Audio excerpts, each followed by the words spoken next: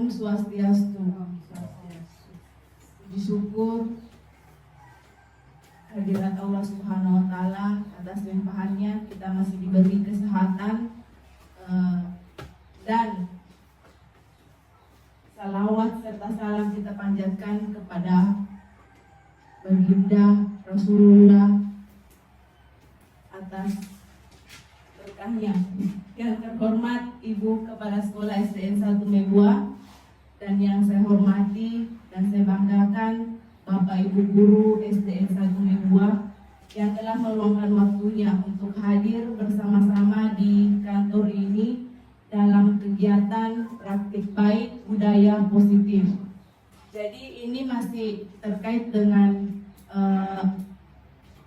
CPG yang saya ikuti pada saat ini. Langsung saja ya, 1.4 yaitu budaya positif. Budaya positif di sekolah yaitu nilai-nilai dan kebiasaan-kebiasaan di sekolah yang berpihak pada peserta didik, agar mereka dapat berkembang menjadi pribadi yang kritis, penuh hormat, dan bertanggung jawab. Kemudian perubahan paradigma. Untuk membangun budaya yang positif, sekolah perlu menyediakan lingkungan yang positif. Jadi lingkungan dulu, lingkungan yang positif, aman dan nyaman, agar murid-murid mampu berpikir, bertindak, dan mencipta dengan merdeka, mandiri, dan bertanggung jawab.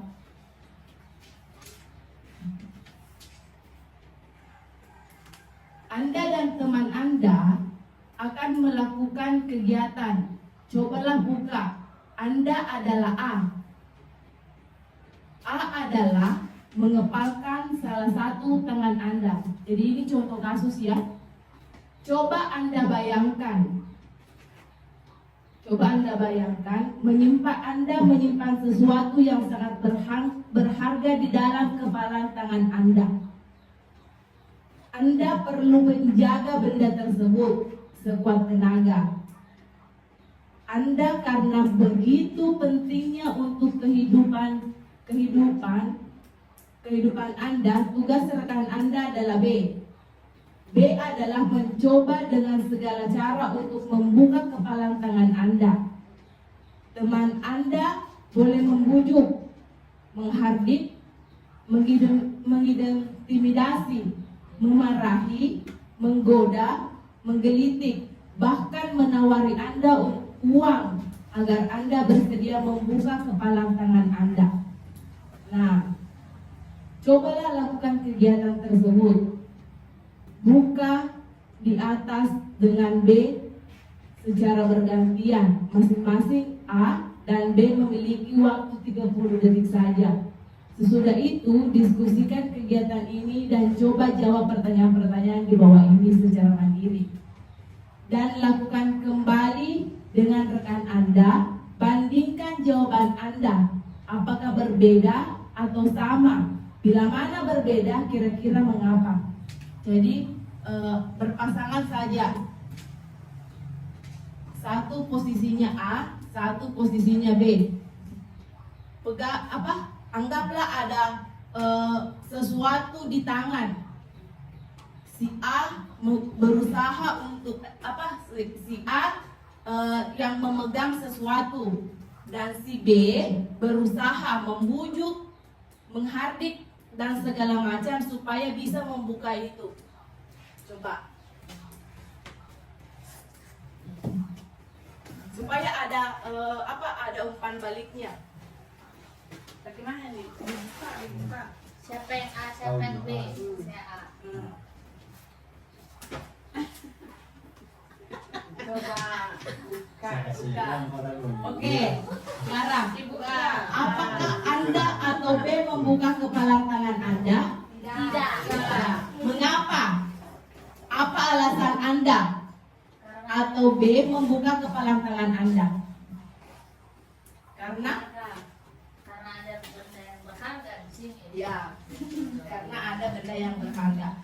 Kemudian yang kedua, apakah Anda atau B menutup kepalan tangan Anda? Mengapa? Apa alasan Anda? Atau B, tetap menutup kepala tangan Anda.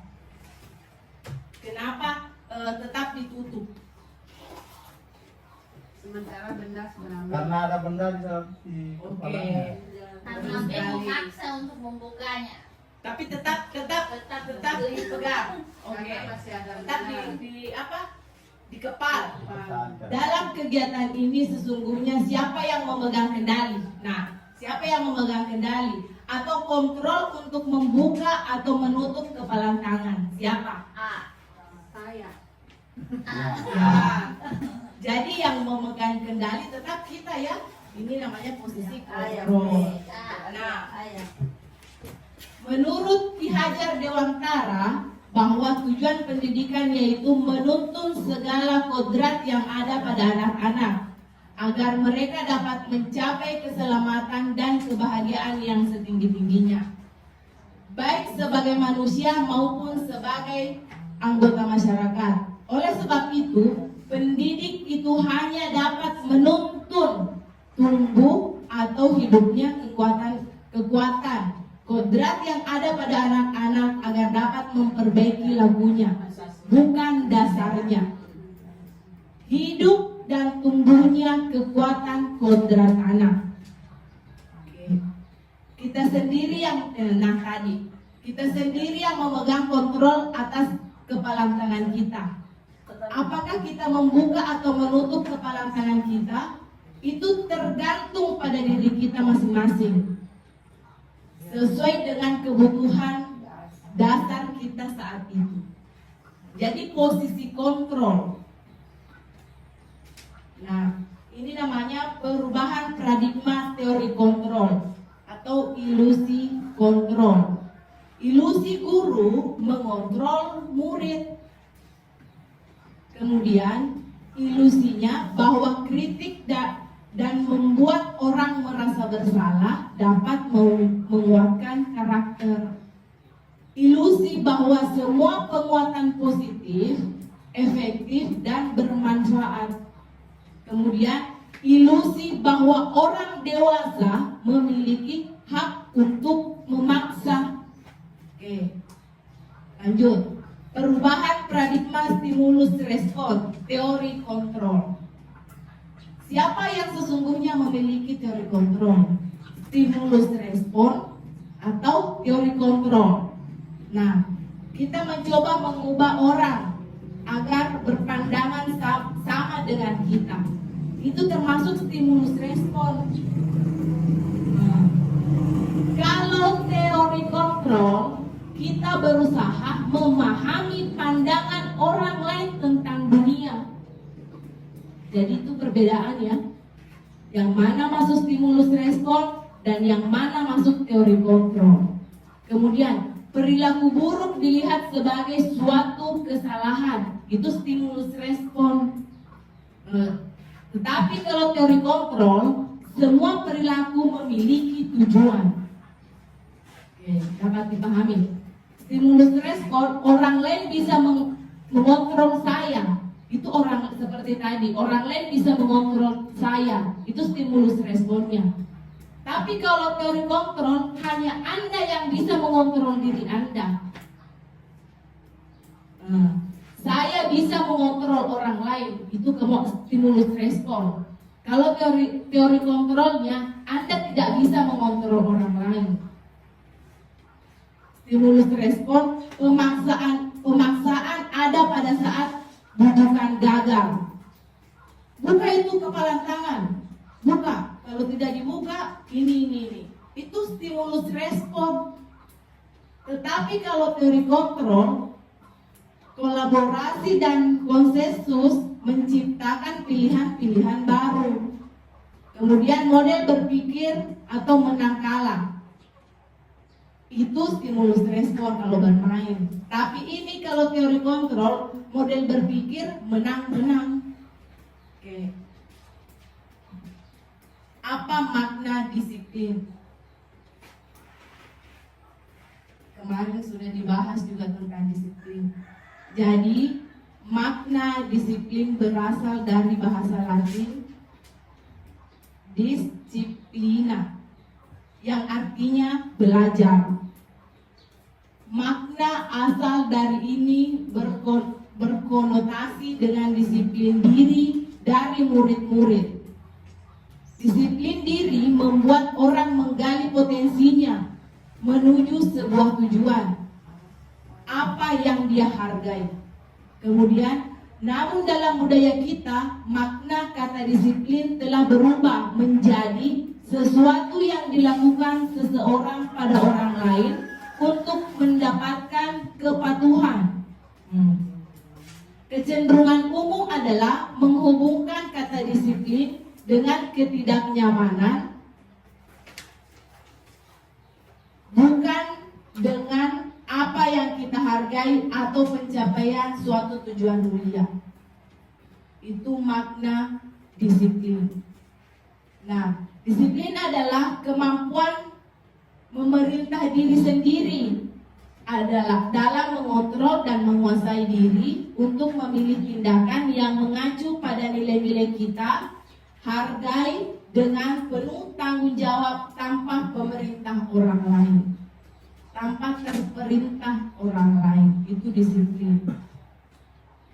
Nah, masuk dari nilai-nilai yang kita hargai adalah nilai-nilai kebajikan atau sifat-sifat positif manusia yang merupakan tujuan mulia yang ingin dicapai setiap individu. Nah, nilai-nilai kebijakan yang ingin dicapai oleh setiap anak Indonesia kita kenal dengan profil pelajar Pancasila.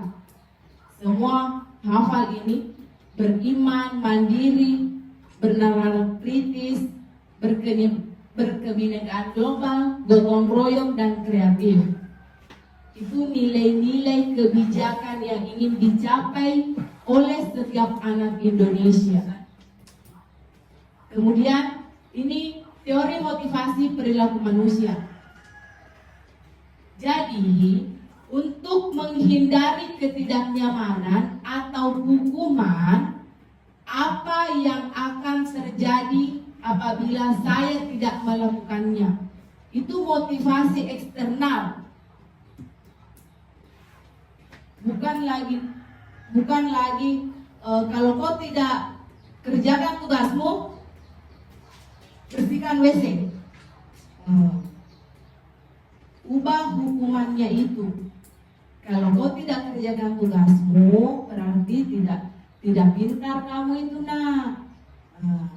Yang kedua, untuk mendapatkan imbalan dari orang lain, institusi apa yang akan saya dapatkan apabila saya melakukannya.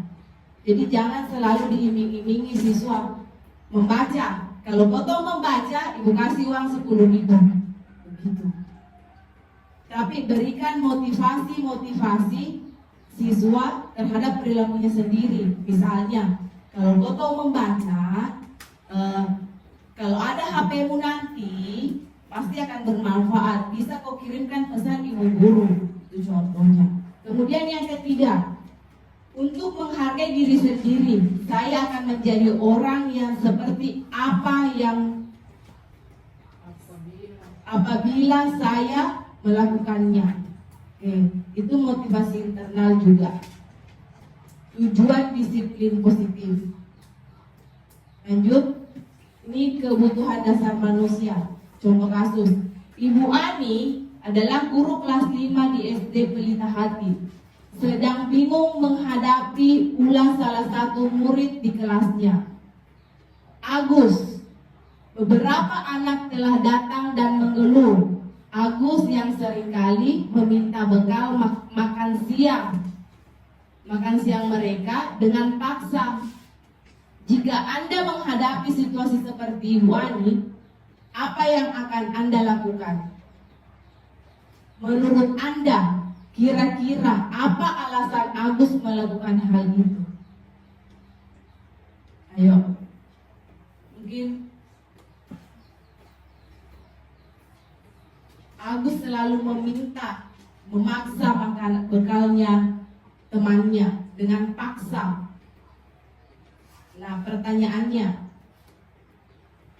apa yang akan Anda lakukan jika Anda menghadapi situasi seperti itu.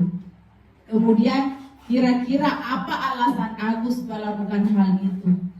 Siapa tahu pernah teman-teman rekan-rekan pernah menghadapi situasi yang seperti ini.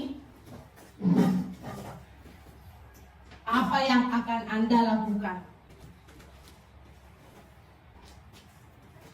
Mungkin Pak Jafar. Anggaplah Rizky. Anggaplah Rizky meminta bekal dengan paksa. Apa yang Bapak lakukan? Kalau saya sebagai guru, jika mendapati situasi seperti itu, yang pertama saya akan bertanya ke pelakunya apa yang mendasari dia sehingga melakukan aksi itu. Ya. Terus sudah masuk sama apa kira-kira sama desain? Ya, alasannya. Itu yang pertama saya akan lakukan, menanya apa alasannya. Oke, betul sekali. Nah, dalam konteks penerapan disiplin positif, Ibu Ani sebaiknya mencari tahu, betul sekali Pak Jafar, yang dikatakan tadi. Tindakan tersebut agar mengetahui kebutuhan mana yang sedang berusaha dipenuhi Agus. Apabila jawaban Agus karena ia lapar dan orang tuanya tidak membawakan bekal makan siang, kebutuhannya adalah bertahan hidup. Nah, apabila jawaban Agus karena ia sedang senang temannya jadi memperhatikan dia, kebutuhannya adalah cinta kasih sayang atau kebutuhan untuk diterima. Apabila Agus adalah dia merasa hebat karena temannya jadi takut dan menuruti keinginannya, kebutuhannya adalah penguasaan. Nah, apabila jawaban Agus karena dia merasa bosan dengan bekal yang dibawakan ibunya, karena selalu membawa bekal yang sama, kebutuhannya adalah kebebasan. Apabila jawaban Agus adalah karena iseng saja dan dia menikmati ekspresi wajah temannya yang kesal karena diambil makanannya, kebutuhannya adalah kesenangan. Jadi itu kebutuhan dasar manusia. Di dalam kelas itu bermacam-macam kebutuhan siswa. Jadi kalau mendapatkan kasus siswa yang seperti itu, apa dulu analisa apa kebutuhan dasarnya ini si Agus supaya bisa ditangani. Kalau dia kalau dia kebutuhan dasarnya ingin kasih sayang, nah dilembut-lembuti. Tapi kembali lagi posisi kontrol, karena kita sendiri yang mengontrol diri kita. Oke, lanjut. Nah, 5 posisi kontrol guru. 1, penghukum. 2, membuat merasa bersalah. Kemudian teman, pemantau, manajer. Nah, ini keyakinan kelas. Keyakinan kelas adalah nilai-nilai kebajikan atau prinsip-prinsip universal yang disepakati bersama secara universal, lepas dari latar belakang suku, negara, bahasa maupun agama. Saya rasa untuk keyakinan kelas semua diterapkan di dalam kelas.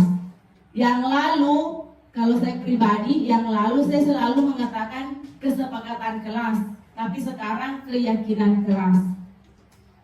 Oke, pembentukan keyakinan kelas. Keyakinan kelas bersifat abstrak daripada peraturan yang lebih rinci dan konkret. Jadi bedakan peraturan dengan keyakinan. Kalau peraturan atau tata tertib itu semata-mata dikeluarkan satu pihak. Kalau keyakinan kelas, kesepakatan bersama. Yang kedua, keyakinan kelas berupa pertanyaan-pertanyaan yang universal. Yang ketiga, pernyataan keyakinan kelas senantiasa dibuat dalam bentuk positif. Kemudian keyakinan kelas hendaknya tidak terlalu banyak sehingga mudah diingat dan dipahami. Semua warga kelas sebaiknya ikut berkontribusi dalam membuat kegiatan kelas lewat surah pendapat. Kemudian bersedia meninjau kembali keyakinan kelas dari waktu ke waktu. Nah, ini peraturan. Bedakan peraturan dengan keyakinan kelas. Saya rasa ini sudah ditahu bersama kalau peraturan selalu kembalikan buku ke tempatnya. Nah, itu peraturan loh. Tapi kalau keyakinan kelas, kasih tanggung jawab. Kemudian dilarang mengganggu orang lain, itu peraturan. Kalau keyakinan kelas, menghormati orang lain dan diri sendiri. Oke. Nah, ini segitiga restitusi. Proses menciptakan kondisi bagi murid untuk memperbaiki kesalahan mereka sehingga mereka bisa kembali pada kelompok mereka dengan karakter yang lebih kuat. Melalui restitusi, guru dapat membantu murid menjadi lebih memiliki tujuan disiplin positif serta memulihkan dirinya setelah berbuat salah. Kemudian membantu murid untuk jujur pada diri sendiri dan mengevaluasi dengan dampak dari kesalahan yang dilakukan. Kemudian memberikan penawaran bukan paksaan. Nah, ini segitiga restitusi. Tahapan segitiga restitusi: 1. Menstabilkan identitas. Nah, membuat salah atau tidak apa-apa. Berbuat salah itu tidak apa-apa. Jadi jangan langsung, kenapa lagi kau salah? Kenapa nak? Ibu tidak menyalahkan kamu. Tidak ada manusia yang sempurna. Saya juga pernah melakukan kesalahan seperti itu. Kita bisa menyelesaikan ini. Bapak Ibu tidak tertarik mencari siapa yang salah, tapi Bapak Ibu ingin mencari solusi dari permasalahan ini. Kemudian kamu berhak merasa begitu. Nah, itu segitiga restitusi, menstabilkan identitasnya dulu siswa. Yang pertama, menstabilkan identitas. Yang kedua, tahapan segitiga restitusi, validasi tindakan yang salah. Padahal kamu bisa melakukan yang lebih buruk dari ini ya. Kamu pasti bisa, alasan mengapa melakukan hal itu. Nah, kamu patut bangga pada dirimu sendiri karena kamu telah melindungi sesuatu yang penting buatmu. Jadi tahapan-tahapannya 3. Yang tadi dan yang kedua, validasi tindakan yang salah. Kemudian yang ketiga, menanyakan keyakinan. Nah, kembali tadi keyakinan kelas. Apa yang kita percaya sebagai kelas atau keluarga? Nah, apa nilai-nilai umum yang kita telah sepakati? Apa bayangan kita tentang kelas yang ideal? Kemudian kamu mau jadi orang yang seperti apa? Nah, jadi ini ada 3 keyakinan ada 3 tahapan segitiga restitusi. Kalau ada sesuatu atau masalah, ini yang diterapkan. Yang pertama, menstabilkan identitas dulu, baru validasi tindakan yang salah. Jadi ada pertanyaan-pertanyaannya ini yang dilakukan. Tidak langsung, kamu memang yang salah. Tapi oke, masuk. Assalamualaikum. Assalamualaikum. Waalaikumsalam. Silakan duduk. Oke, bagaimana kabarnya? Baik. Kalian tahu, ada yang tahu kenapa ibu panggil ke sini? Iya Bu, kami tahu kami melakukan kesalahan. Kami minta maaf. Iya, ibu maafkan. Ibu juga minta maaf ya, karena tadi ibu tegur di dalam kelas. Setiap manusia pernah berbuat salah dan itu wajar. Demikian juga kalian. Sekarang mari kita bicara. Ibu harap kalian jujur, terbuka, Kenapa lambat datang dan kenapa tugasnya belum diselesaikan? Bu, sebelumnya saya minta maaf karena saya tadi pergi ke toilet, perut saya sakit.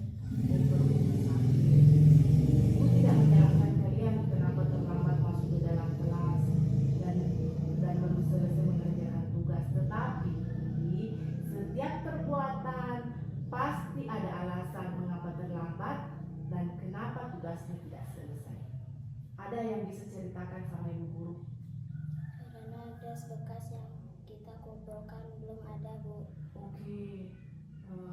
Kalau Kayla, Lem saya dipinjam Sapri, Bu. kalau Salma, Lem saya habis karena dipakai Nadia, Bu. oke, ini habis karena dipakai Nadia. Baiklah, jadi untuk ibu harap lem dengan gunting kan ada di dalam kelas. Nah, bisa kalian pakai yang ada di dalam kelas. Jangan dijadikan alasan untuk tidak mengerjakan tugasnya ya. Nah, baiklah, setiap orang bisa berbuat kesalahan dan ada 1000 alasan dan untuk melakukannya.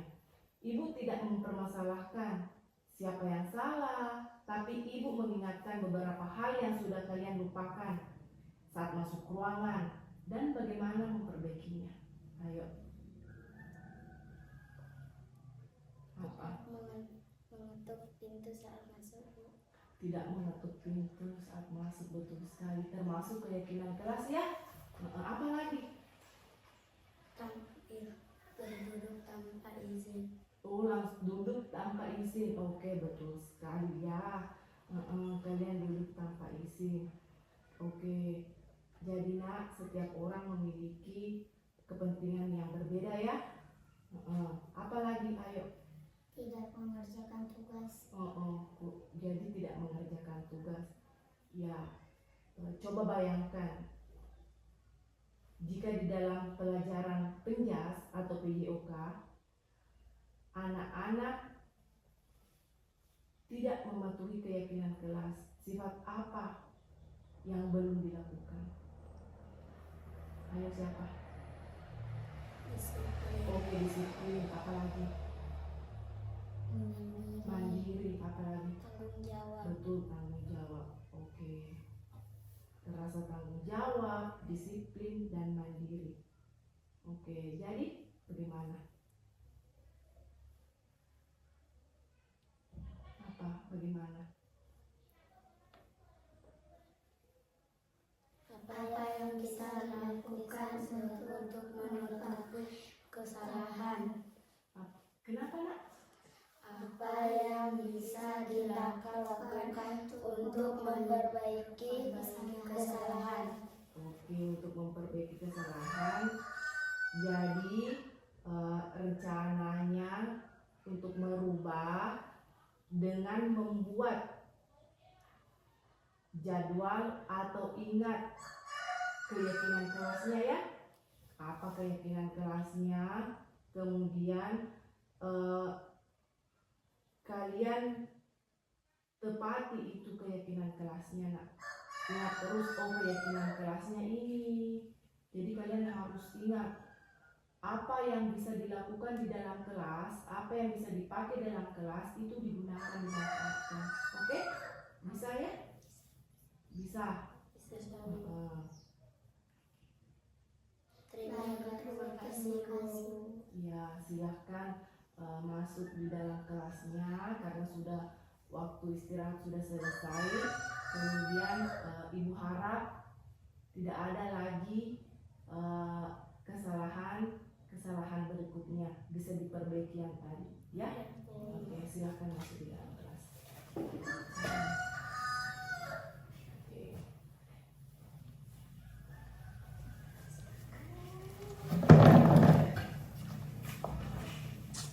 Assalamualaikum warahmatullahi wabarakatuh.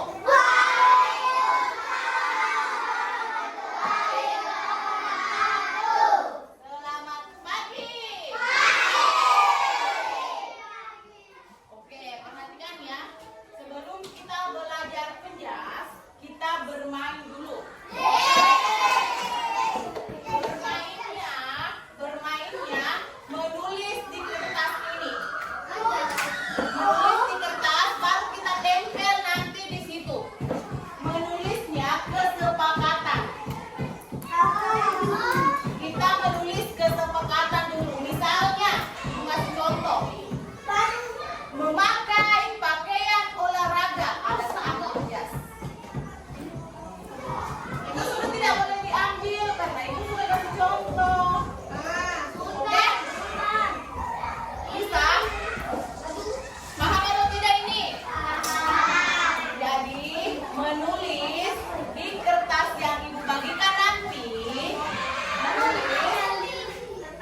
Yang ditulis kesepakatan pada saat pembelajaran penugas atau PJ bukan.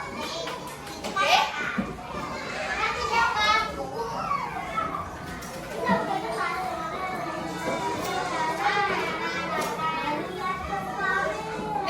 Adres, bagikan sama teman Rina.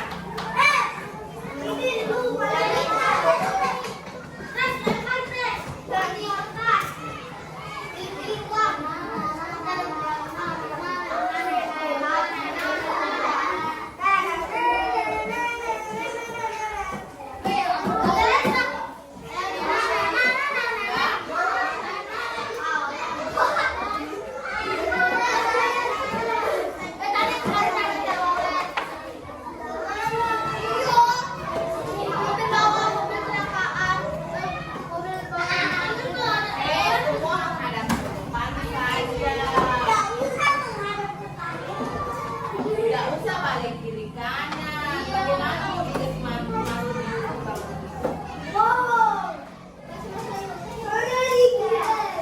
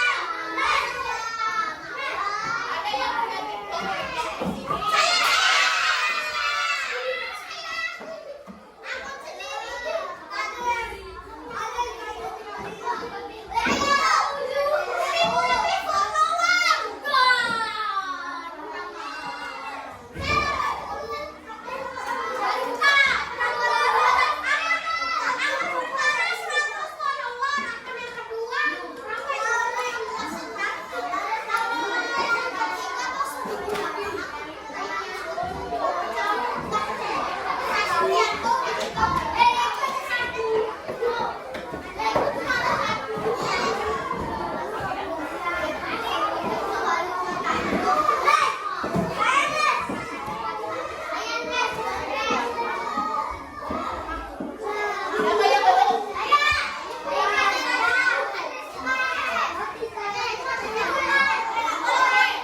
Tepuk satu, tepuk dua, tepuk tiga,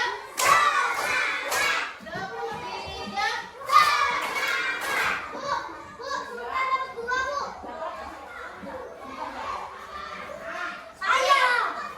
Tepuk satu, tepuk dua, tepuk tiga, tepuk tiga. Oke, silakan ditulis kesepakatannya apa.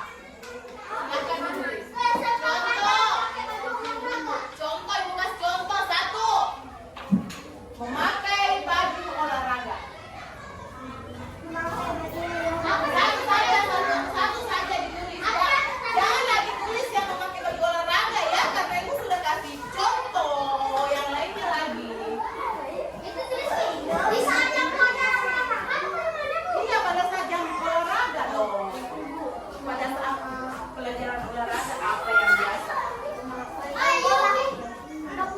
Kesepakatan ya, kesepakatan. Yang bagus-bagus.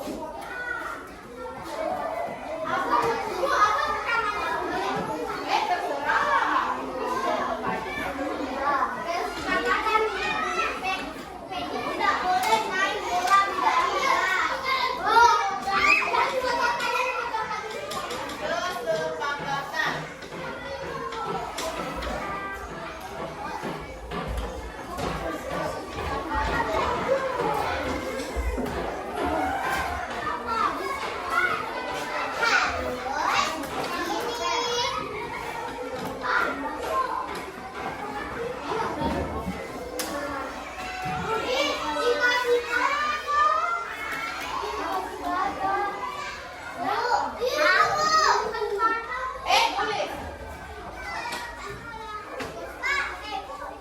Tulis.